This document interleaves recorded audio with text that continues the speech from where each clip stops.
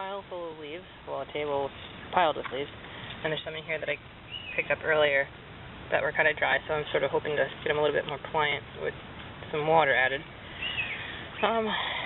But most of these leaves I'm pretty sure came from trees, except for there's one here that I'm pretty sure didn't. I know what some of these are. Well, I know what one of them is for sure. Maybe two.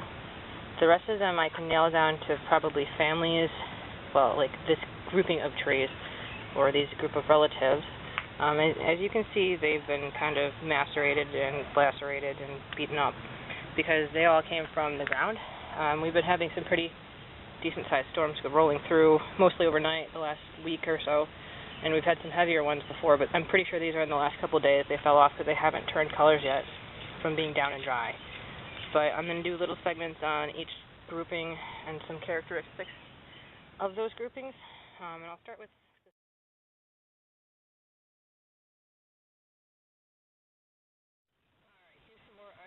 creeper. Some people are allergic to it, so they have reactions to it kind of like poison ivy, but it's definitely not poison ivy. Poison ivy has a 363 on the leaflets. I might do a video on poison ivy later. I'm not a poison ivy expert. I'm just getting kind of good at spotting it before I step in it. I don't want to itch, so I want to know what it looks like.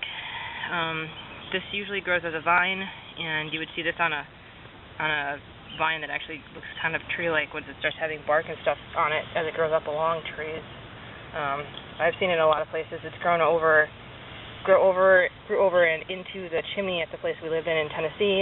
I've seen it running around on the backwoods in there on the ground, and I'm pretty darn sure this is Virginia creeper, which is a viney sort of thing. It's not really a tree. But then again, it's a plant, and it's vascular, which makes it kind of like trees. And it's green, so it's pretty.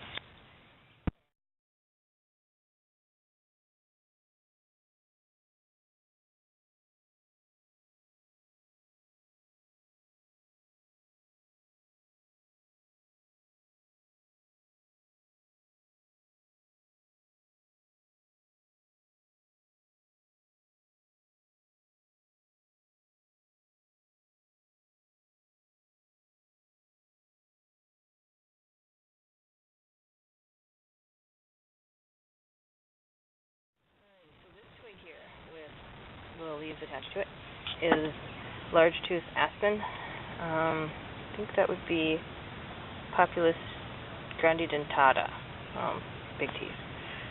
Not completely sure. It's been a while since I've had to use scientific names for them, but that's just what I think I remember it being. I did mention when I was talking about tulip tree, or will mention, depending on how these get cut together, that these stems are extremely flattened, they call it laterally or vertically or whatever it is, but 90 degrees to the leaf blade. So if you were parallel with the leaf blade, it would be like that. 90 degrees to it would be leaf is flat on the table, then it's very squeezed this direction, which means that these leaves do a very good wobble dabble. So they're kind of wet, and they're sticking a little together now, and they're not really wobbling that great. I'm going to peel one of these off and show you. The color is not a typical color for these, but you can even see I'm not really doing too much when the breeze is blowing it back and forth there. But this is me shaking it. It doesn't do too well up and down. It tends to want to twist to the side. Again, I'm not sure why they do that, but they do. And this isn't an extreme case of it. The related quaking aspen, actually, as it's called, is even more quaky, and the leaves are a little smaller, and as you would guess, doesn't have quite as enlarged teeth as this one does on the margins, but it gives even more of this, and it's actually a really pretty color here, with a light breeze going through. But if you can look at this twig, oops, that one just popped off too when I turned it, but they're not usually this purple color, so don't worry about the color. It's more about the shape. This is more of a typical green. And then the age of the leaf will also affect whether it's a bright green like in early spring or more of a mature green during high summer, as I think of it. And then they turn colors in the fall. And sometimes that can actually help you guess what it is, just because aspens, for example, I think tend to turn yellow. Oaks, where I come from, tend to turn brown and don't do anything really showy, although sometimes they do red. Maples can do red. They can do other colors too, and sometimes even the same leaf will be different colors. Here are the backs with the veins. So as again you can see here, one leaf stem coming up from the twig and sending out little branches, and just one main stem there, or main vein. Sorry, not a stem, but a vein.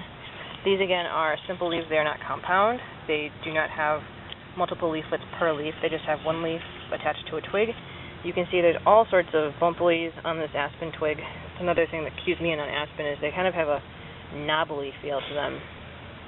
Even the trunks look a little knobbly sometimes. Other trees too are knobbly, but that's just one thing. Oh, look, it's knobbly. It's got big teeth.